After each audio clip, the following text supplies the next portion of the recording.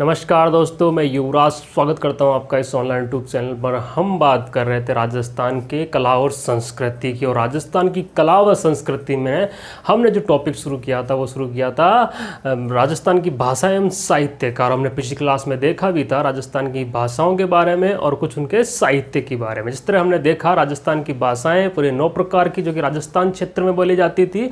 उसी के बाद हमने साहित्य की बात की, तो साहित्य जिनके स्वरूप की बात की, उनकी शैलियों की बात की। तो राजस्थान के साहित्य की अगर शैली के अनुसार देखा जाए तो 2 शैलियाँ होती है, एक तो डिंगल शैली और एक पिंगल शैली। वैसे ही अगर बात स्वरूप की कीजिए, स्वरूप जो जिसे हम पढ़ते हैं या हम समझें, तो साहित्य के 2 स्वरूप होते हैं, एक तो लिखित और एक मौखिक। तो मौखिक स्वरूप के बारे में हमने पिछली क्लास में देख लिया था। आज हम बात करेंगे लिखित स्वरूप की। किसकी बात करेंगे हम? लिखित स्वरूप की। और लिखित स्वरूप में सबसे जिस लिखित स्वरूप में कई साहित्य, यानी हम कह सकते हैं कि ऐतिहासिक प्रमाण जो हमें मिले हों, जो लिखी हुए हैं, जो कहीं किसी संग्रहालय में पड़े हों, वो सारे साहित्य लिखित साहित्य में आएंगे। ठीक है, तो लिखित स्वरूप के अंदर लिखित साहित्य होंगे। और उन लिखित साहित्य जैसे कि रासो साहित्य हुए, ख्यात हुए, छंद हुए, ये सारे लिखित साहित्य में लिखित स्वरूप में आते हैं। ठीक है, तो आज हम जो बात करेंगे वो बात करेंगे इस रासो साहित्य के। अब रासो साहित्य क्या है, रासो साहित्य का अर्थ क्या होता है? तो रासो साहित्य व्यक्ति या वंश, यानी किसी व्यक्ति या किसी वंश की उपलब्धियों को महाकाव्य के रूप में लिखा जाए। किसी व्यक्ति या किसी वंश की उपलब्धियों क्या, उनकी जीवनी के ऊपर, या हम कह सकते हैं कोई राजा हो या कोई राजवंश हो, तो उनके द्वारा क्या क्या क्या कार्य करवाए गए उनके द्वारा, या उनके समय कौन कौन से युद्ध लड़े गए, कौन कौन से दुर्गों का निर्माण करवाया गया, वो सारी जो बातें किताब में, एक पुस्तक में, ग्रंथ के रूप में लिख लिया जाए तो उसे क्या है? रासो साहित्य कहते हैं। तो किसी व्यक्ति वंश की उपलब्धियों को महाकाव्य के रूप में, यानी एक ग्रंथ के रूप में लिखा जाए तो उसे क्या कहेंगे? रासो साहित्य कहेंगे। क्या कहेंगे? रासो साहित्य कहेंगे। हम लिखित स्वरूप की बात कर रहे हैं, लिखित साहित्य की बात कर रहे हैं, जिनमें रासो साहित्य, जो कि रासो साहित्य किसे कहते हैं? किसी व्यक्ति या किसी वंश की उपलब्धियों को महाकाव्य के रूप में लिखा जाए तो उसे क्या कह देंगे? रासो साहित्य कह देंगे। क्या कह देंगे? रासो साहित्य कह देंगे। वहीं अगर हम बात करें कि कौन कौन से साहित्य, लेखक और सार, ठीक है, इसके बाद हम बात करते हैं साहित्य, उनके लेखक कौन है और उन साहित्य में किसका वर्णन किया गया है। देखो, ये हमारे लिए महत्वपूर्ण है। एग्जाम्स में सबसे महत्वपूर्ण चीज ये है कि रासो की रचयिता कौन है और उस रासो में किसकी जीवनी पर प्रकाश डाला गया है, उसके अंदर कौन सा मटेरियल दर्शाया गया है। ठीक है, तो हम बात करें पृथ्वीराज रासो, यानी पृथ्वीराज एक रासो साहित्य जिसके लेखक है चंद्रबरदाई। और इसके अंदर क्या लिखा गया है? देखिए, इसके अंदर लिखा गया है राजपूतों की उत्पत्ति। देखिए, हमने जब राजस्थान इतिहास की शुरुआत की थी तो उस समय हमने सबसे पहले यही पढ़ा था कि राजपूतों की उत्पत्ति किस तरह होती। तो राजपूतों की उत्पत्ति के बारे में जो लेख लिखा गया है वो कहाँ लिखा गया है? पृथ्वीराज रासो में लिखा गया है चंद्रबरदाई द्वारा। अब चंद्रबरदाई कौन थे? चंद्रबरदाई जो कि पृथ्वीराज चौहान थड़ के दरबारी हुआ करते थे, और पृथ्वीराज चौहान थड़ की जीवनी पर इन्होंने प्रकाश डाला था, और उस ग्रंथ को क्या कहा गया? पृथ्वीराज रासो कहा गया, जो किसके द्वारा लिखा गया था? चंद्रबरदाई द्वारा लिखा गया था। उसके अंदर कौन सा वर्णन है? उसके अंदर राजपूतों की उत्पत्ति, और उसमें पृथ्वीराज चौहान थड़ जो कि अजमेर के शासक हुआ करते थे उनके बारे में इसमें उल्लेख लिखा गया पृथ्वीराज रासो में। ठीक है, वहीं आगे हम बात करें तो बिसलदेव रासो, अगला जो ग्रंथ है वो है बिसलदेव रासो। बिसलदेव रासो जिसके लेखक है नरपति नाल। कौन है? नरपति नाल। अब नरपति नाल जो कि विग्रहराज चतुर्थ भी अजमेर के चौहानों में एक शासक हुआ करते थे। विग्रहराज चतुर्थ जो कि हमने अजमेर के चौहान वंश में भी देखा। हम ये कह सकते हैं विग्रहराज चतुर्थ को बिसलदेव के नाम से जाना जाता था। तो बिसलदेव जो कि मूल नाम था विग्रहराज चतुर्थ का, तो विग्रहराज चतुर्थ के ही एक नाम बिसलदेव के नाम से ही नरपति नाल ने क्या किया? एक ग्रंथ का निर्माण किया, उसे नाम दे दिया बिसलदेव रासो। क्या नाम दे दिया? बिसलदेव रासो। और इस बिसलदेव रासो के अंदर नरपति नाल लेखक ने विग्रहराज चतुर्थ की जीवनी पर प्रकाश डाली, विग्रहराज चतुर्थ चौहान की जीवनी पर प्रकाश डाला है। ठीक है, वहीं आगे अगर ग्रंथ की हम बात करें तो अगला ग्रंथ है हमीर रासो। कौन सा? हमीर रासो। हमीर रासो जिसके रचयिता है जोधराज। कौन है? जोधराज ने रणथंभौर के शासक हमीरदेव चौहान के ऊपर, हमीरदेव चौहान और उस समय तत्कालीन सुल्तान हुआ करते थे दिल्ली के खिलजी वंश के अलाउद्दीन खिलजी। तो अलाउद्दीन खिलजी और हमीरदेव चौहान रणथंभौर के शासक के मध्य जो युद्ध हुआ, उस युद्ध को जोधराज ने इस ग्रंथ में दर्शाया, और इस ग्रंथ का नाम रखा गया हमीर रासो। हमीर देव चौहान के ऊपर इसका नाम रखा गया हमीर रासो। ठीक है, अगला जो ग्रंथ है वो खुमान रासो। खुमान रासो जो इसके रचयिता है दलपत विजय। कौन है? दलपत विजय। दलपत विजय जिन्होंने मेवाड़ पर ये ग्रंथ लिखा, मेवाड़ के शासकों पर यह ग्रंथ लिखा, तो हम यहाँ पर समझ सकते हैं प्रताप व शक्ति सिंह के बीच में जो मतभेद हो गए थे राजगद्दी को लेकर। तो जब शक्ति सिंह अकबर की सेना में जा मिलता है, लेकिन बाद में हल्दीघाटी युद्ध के बाद में प्रताप से शक्ति सिंह मिल जाता है, तो सारा जो वर्णन है वो इस ग्रंथ में लिखा गया है। कौन से ग्रंथ में? खुमान रासो में लिखा गया है, जो कि दलपत विजय द्वारा लिखा गया था। और उसके बाद में जब महाराणा प्रताप की मृत्यु हो जाती तो अगला शासक कौन बनता है? अमर सिंह बनता है। अमर सिंह का राज्यकाल का वर्णन भी इसी ग्रंथ में लिखा गया है, खुमान रासो में। अगला जो ग्रंथ है वो है संगत सिंह रासो। कौन सा? संगत सिंह रासो। संगत सिंह रासो जो कि गिरधर ओसिया द्वारा लिखा गया एक ग्रंथ है। इसमें मेवाड़ के इतिहास का उल्लेख है और साथ ही साथ हल्दीघाटी युद्ध जो कि महाराणा प्रताप और अकबर की सेना के बीच में होता है, उसका वर्णन भी इसी ग्रंथ में, यानी संगत सिंह रासो जो कि लिखा गया था गिरधर ओसिया द्वारा। ठीक है, अगला जो ग्रंथ है वो है कुवलय माला। अगला जो रासो ग्रंथ है, रासो साहित्य, वो है कुवलय माला। और कुवलय माला जो कि एक जैन मुनि हुआ करते थे। कौन? उद्योधन सूरी। कौन हुआ करते? एक जैन ऋषि थे ये उद्योधन सूरी, जो कि प्रतिहार शासक वत्सराज के राज समकालीन थे, और इन्होंने प्रतिहार शासक वत्सराज की जीवनी पर यह ग्रंथ लिखा, कुवलय माला। कौन सा? कुवलय माला, जिस पर वत्सराज प्रतिहार के राज्यकाल की जानकारी मिलती है। ठीक है, लेखक कौन थे? उद्योधन सूरी। ठीक है, अगला जो रासो साहित्य है वो है पृथ्वीराज विजय। पृथ्वीराज विजय जिसके लेखक हैं जयानक भट्ट। कौन है? जयानक भट्ट।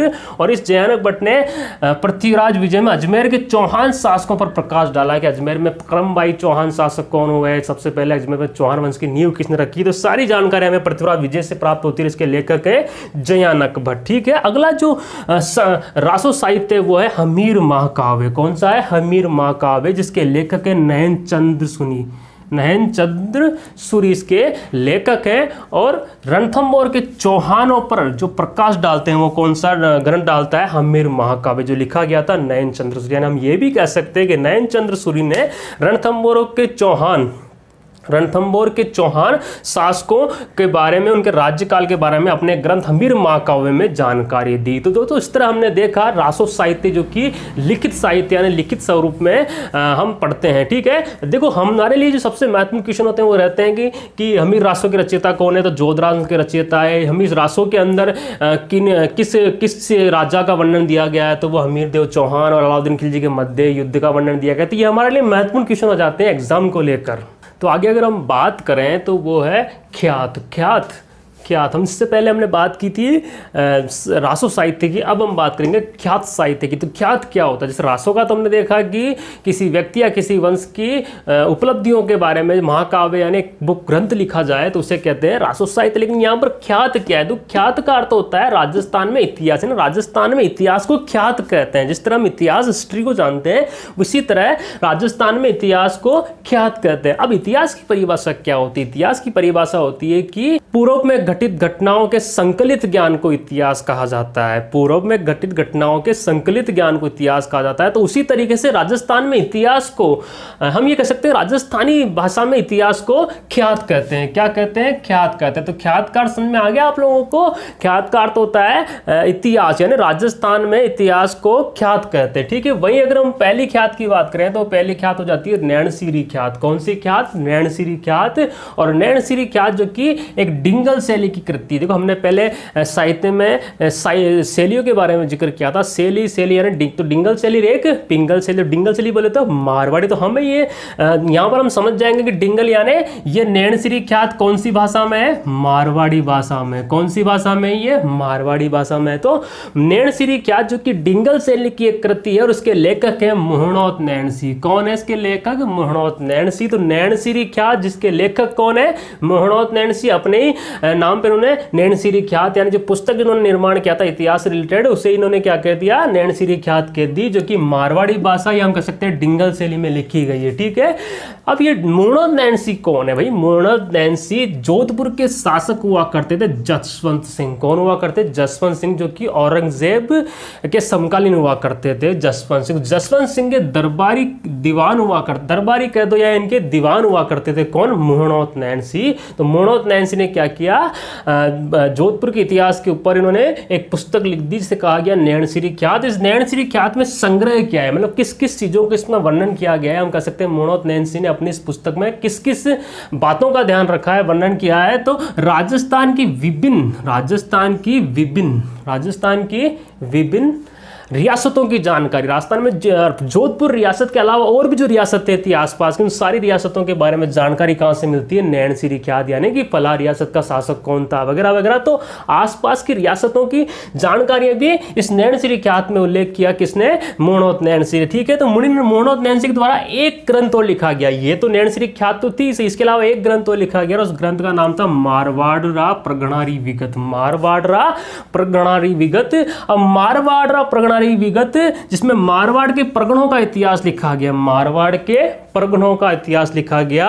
और ये इसके बाद मुंशी देवी प्रसाद ने, इतने अच्छे लेखक थे मोहनोत नैनसी, तो उनके ऊपर मोहनोत नैनसी ने एक कथन लिखा, और कथन यह था कि उन्होंने मोहनोत नैनसी को राजस्थान का अब्बुल फजल कहा। क्या कहा, राजस्थान का अब्बुल फजल कहा। तो ये भी हमारे लिए एक महत्वपूर्ण क्वेश्चन हो जाता है कि राजस्थान का अब्बुल फजल कौन है। राजस्थान का अब्बुल फजल मोहनोत नैनसी है। अब इनको राजस्थान का अब्बुल फजल किसने कहा, तो किसने कहा, मुंशी देवी प्रसाद ने कहा। किसने कहा, मुंशी देवी प्रसाद ने कहा। ठीक है, तो ये हमारे लिए महत्वपूर्ण हो जाता है ख्यात से रिलेटेड। आगे हम बात करते हैं कुछ और ख्यातों के बारे में। तो जैसे अगली जो ख्यात है वो है बाकीदासरी ख्यात। कौन सी ख्यात, बाकीदासरी ख्यात। बाकीदासरी ख्यात जो भी डिंगल शैली में लिखी गई है। कौन सी शैली इसकी, डिंगल शैली। हमने पहले ही बात की थी पिछले भी क्लास के अंदर कि अधिकांश जो साहित्य राजस्थान का है वो डिंगल शैली, यानी कि मारवाड़ी भाषा का प्रकोप उसमें मिलेगा। तो ये जो शैली, ये भी डिंगल शैली में लिखा गया ख्यात है। कौन सी, बाकीदासरी ख्यात। ठीक है, बाकीदासरी ख्यात, देखो इनके लेखक है स्वयं बाकीदास जी। कौन है,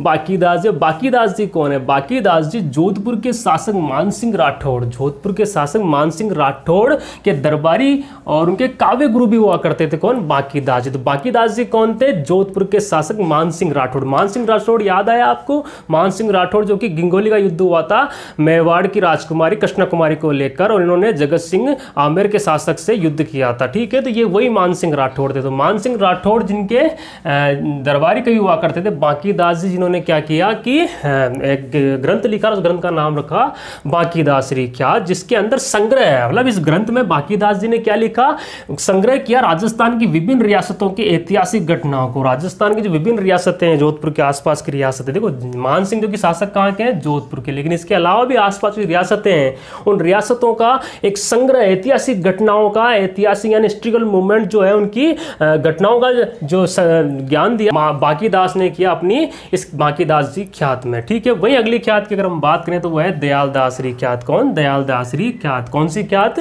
दयालदासरी ख्यात, जो भी एक डिंगल शैली की कृति, यानी कि यह ख्यात भी डिंगल शैली में लिखी गई है और इसके लेखक हैं दयालदास जी। कौन है, दयालदास जी द्वारा यह ख्यात लिखी गई थी, दयालदासरी ख्यात। इसमें जो संग्रह है, इसमें जो लिखा गया है वो लिखा गया है जोधपुर व बीकानेर के राठौड़ों का इतिहास। जोधपुर व बीकानेर के राठौड़ों का क्रमबद्ध इतिहास में लिखा गया है। कौन सी में, दयालदासरी ख्यात। तो इस तरीके से कुछ ख्यात हमने देखी, ख्यात का अर्थ हमने देखा। ख्यात का अर्थ जो कि राजस्थान में इतिहास को ख्यात कहा जाता है। तो इस तरीके से हमने कुछ ख्यातें देखी जो हमसे हमारे एग्जाम में पूछी जाती है कि बाकीदास जी ख्यात के रचयिता कौन है, तो स्वयं बाकीदास जी जो कि किसके दरबारी के हुआ करते थे, मानसिंह के दरबारी हुआ करते। इसमें इन्होंने क्या लिखा, इसमें इन्होंने आसपास के रियासतों का एक ऐतिहासिक घटनाओं का वर्णन किया। कौन सी ख्यात में, बाकीदासरी ख्यात में। ठीक है, तो इस तरीके से हमारे लिए महत्वपूर्ण क्वेश्चन हो जाते हैं।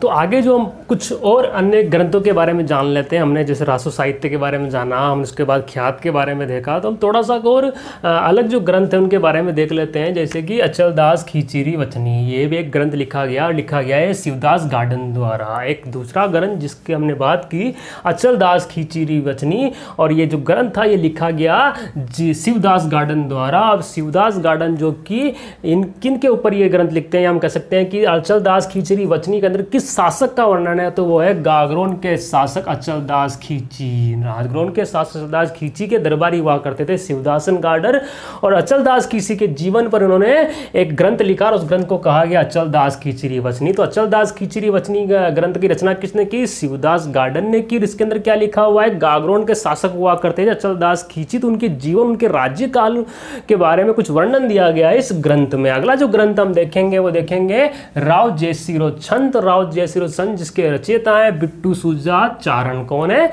बिट्टू सूजाचारण। और इस ग्रंथ में बीकानेर के राव जयसी, बीकानेर के शासक हुआ करते थे राव जयसी, तो राव जयसी का राज्यकाल का वर्णन इस ग्रंथ में किया किसने? बिट्टू सूजा ने राव जयसी रोचंद नामक ग्रंथ में। उसी के बाद अगले ग्रंथ की अगर हम बात करें तो अगला ग्रंथ है कान्नड़देव प्रबंध। कौन सा ग्रंथ है? कान्नड़देव प्रबंध। इस ग्रंथ के रचयिता थे पद्मनाभ। कौन थे? पद्मनाभ। और पद्मनाभ ने क्या किया? जालोर के चौहान शासकों, जालोर के चौहान शासकों पर ये ग्रंथ लिखा, जिसका नाम दिया गया कान्नड़देव प्रबंध। एक्चुअली में जालोर के उस समय सबसे प्रतापी शासक होते हैं कौन? कान्नड़देव चौहान, जो हमने चौहान शासकों के समय पढ़ा भी था, कान्नड़देव चौहान। कौन थे? कान्नड़देव चौहान। तो कान्नड़देव चौहान ने क्या किया कि कान्नड़देव चौहान के राज्यकाल से समर्पित ये ग्रंथ है, जो किसकी रचना किसने की? जिसकी रचना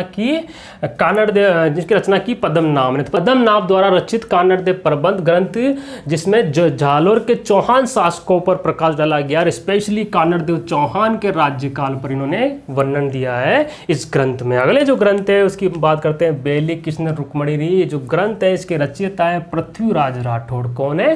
पृथ्वीराज राठौड़। अब पृथ्वीराज राठौड़ जिन्होंने क्या किया कि धार्मिक और सामाजिक जीवन के ऊपर ये ग्रंथ लिखा, और ग्रंथ का नाम बेली कृष्ण रुक्मणी। भाई पृथ्वीराज राठौड़ थे कौन? पृथ्वीराज राठौड़ जोधपुर के शासक राव कल्याणमल के पुत्र थे, और राव कल्याणमल ने अकबर की जब अधीनता स्वीकार की थी तो अपने पुत्र पृथ्वीराज राठौड़ को अपने साथ ले गए। तो पृथ्वीराज राठौड़ की काबिलियत को देखकर अकबर ने क्या किया? इन्हें अपने दरबारी नियुक्त कर दिया, अपने दरबारी इतिहासकार नियुक्त कर दिया। किन्हें? पृथ्वीराज राठौड़ को। तो इसलिए इसी पृथ्वीराज राठौड़ ने अकबर के दरबार में एक ग्रंथ की रचना की, उस ग्रंथ का नाम था बेली कृष्ण रुक्मणी। और यह ग्रंथ धार्मिक और सामाजिक जीवन पर आधारित ग्रंथ है। कौन सा ग्रंथ?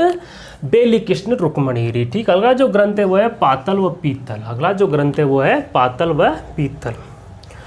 इस ग्रंथ की रचना की थी कन्हैयालाल सेठिया ने। किसने की थी? कन्हैयालाल सेठिया ने। और कन्हैयालाल सेठिया ने जो ग्रंथ, इसमें दो व्यक्तियों को कुछ उपाधि, जैसे कि एक तो महाराणा प्रताप, वहीं दूसरे थे पृथ्वीराज राठौड़। पृथ्वीराज राठौड़ ये वही पृथ्वीराज राठौड़ थे जिन्होंने राव कल्याणमल के पुत्र थे। इनको और मेवाड़ के शासक महाराणा प्रताप को उन्होंने उपाधि दी। तो मेवाड़ के शासक महाराणा प्रताप को उन्होंने पातल कहा, और पृथ्वीराज राठौड़ को पीतल कहा। क्या कहा? पीतल कहा।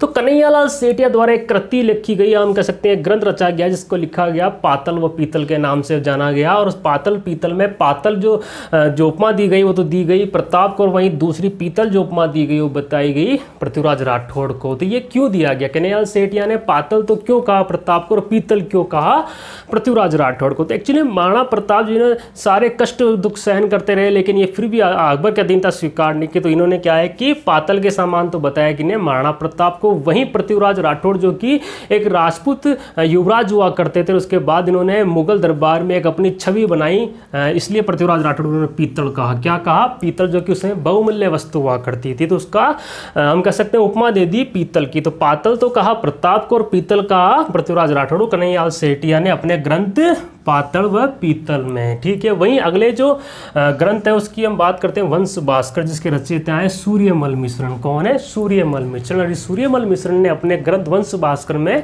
बूंदी के शासक राव सृजनहाड़ा के जीवन पर वर्णन किया है। हम कह सकते हैं राव सृजनहाड़ा जो कि बूंदी के शासक हुआ करते, तो बूंदी के शासक सृजनहाड़ा जो है उनके राज्यकाल पर प्रकाश डाला किन्होंने? सूर्यमल मिश्रण ने अपने ग्रंथ वंश भास्कर में। ठीक है। अगला जो ग्रंथ था वह है वीर सस्य ग्रंथ, जो भी सूर्यमल मिश्रण के द्वारा लिखा गया एक ग्रंथ है। और इस ग्रंथ में सूर्यमल मिश्रण ने राजपूतों को अंग्रेजों के विरुद्ध खड़ा करने के लिए उनके स्वयं अभिमान को जगाया है। हम कह सकते हैं कि सूर्यमल मिश्रण ने एक ग्रंथ लिखा वीर सस्य, और इस ग्रंथ में राजपूतों के सोए हुए स्वाभिमान को जगाया, क्योंकि राजपूत जो कि अंग्रेजों के सामने लगभग झुक चुके थे, तो उन्हें उनके सोए हुए स्वाभिमान को जगाया किसने? वीर सस्य के ग्रंथ के माध्यम से सूर्यमल मिश्रण ने। तो ये कुछ अन्य ग्रंथों की हमने बात की, जिनमें अचलदास की श्री वचनी, राव जयश्री रोशन, कान्नड़देव प्रबंध, बेली कृष्ण रुक्मणी, पातल व पीतल, वंश भास्कर, वीर सस्य जैसे कुछ महत्वपूर्ण ग्रंथ। इनके रचयिता के नाम ने देखा, इसमें क्या क्या संग्रह किया गया, उनकी कुछ महत्वपूर्ण बातें भी हमने देखी जो हमारे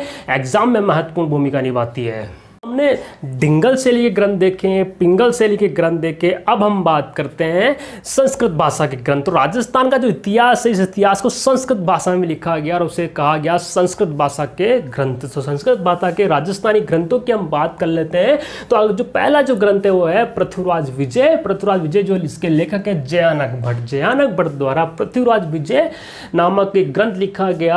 अब नाम से ये पता चलता है कि पृथ्वीराज विजय तो मतलब पृथ्वीराज के संबंधित कुछ बातें इसमें होगी। तो पृथ्वीराज चौहान थट जो अजमेर के शासक हुआ करते थे, उनके राज्याभिषेक से लेकर तराइन के प्रथम युद्ध तक, जो मोहम्मद गोरी पृथ्वीराज चौहान थट के मध्य तराइन का युद्ध हुआ था, उस तराइन के प्रथम युद्ध तक के मतलब 1191 के तराइन के प्रथम युद्ध तक के जितनी भी घटनाएं, वो सारी घटनाओं का संग्रह इस ग्रंथ में मिल जाएगा, जिस ग्रंथ का नाम है पृथ्वीराज विजय। इसके लेखक है जयानक भट्ट, जो कि एक संस्कृत भाषा का ग्रंथ है। इस ग्रंथ की रचना की गई थी पुष्कर झील के किनारे। पुष्कर झील के किनारे पृथ्वीराज विजय ग्रंथ की रचना की गई थी और रचनाकार कौन थे?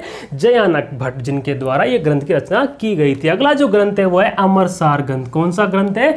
अमरसार ग्रंथ, जिसके लेखक है जीवाधर। कौन है? जीवाधर। इस ग्रंथ में संग्रह किसका? इस ग्रंथ में यह ग्रंथ मेवाड़ के शासक अमर सिंह, जो कि महाराणा प्रताप के पुत्र थे, अमर सिंह, ठीक है। तो अमर सिंह के राज्यकाल, अमर सिंह के राज्यकाल से संबंधित ये ग्रंथ है अमरसार ग्रंथ, जिसके लेखक है जीवाधार। और इस ग्रंथ के अंदर अमरसार ग्रंथ में देखो नाम से ही प्रतीत है अमरसार, अमर का सार। तो अमर सिंह का जो सार है, अमर सिंह जो कि महाराणा प्रताप के पुत्र हैं, जो कि 1597 में शासक बन जाते हैं। 1597 ईस्वी में महाराणा प्रताप की मृत्यु के बाद शासक बन जाते हैं अमर सिंह, और ये लगभग 1620 ईस्वी तक शासन करते हैं। कौन? अमर सिंह। तो अमर सिंह के राज्य काल का जो वर्णन मिलेगा वो इस ग्रंथ में मिलेगा, अमरसार ग्रंथ, जो कि संस्कृत भाषा का ग्रंथ है। इसके लेखक है जीवाधर। अगला जो ग्रंथ है वो अजितोदय। कौन सा ग्रंथ है? अजितोदय। ये भी नाम से प्रतीत हो रहा है। तो अजितोदय ग्रंथ, जो कि जिसके लेखक है जगजीवन भट्ट। कौन है? जगजीवन भट्ट। जगजीवन भट्ट ने मारवाड़ के शासक जसवंत सिंह, और जसवंत सिंह के पुत्र हुआ करते थे अजीत सिंह। कौन? अजीत सिंह। तो मारवाड़ के शासक जसवंत सिंह और उनके पुत्र अजीत सिंह के राज्यकाल का जो वर्णन मिलेगा वो मिलेगा आपको अजितोदय ग्रंथ में, जिसके लेखक है जगजीवन भट्ट। तो दोस्तों, हमने आज लिखित साहित्यों की बात की। धन्यवाद दोस्तों, इसी तरह हमारे साथ बने रहिए। Thanks for watching.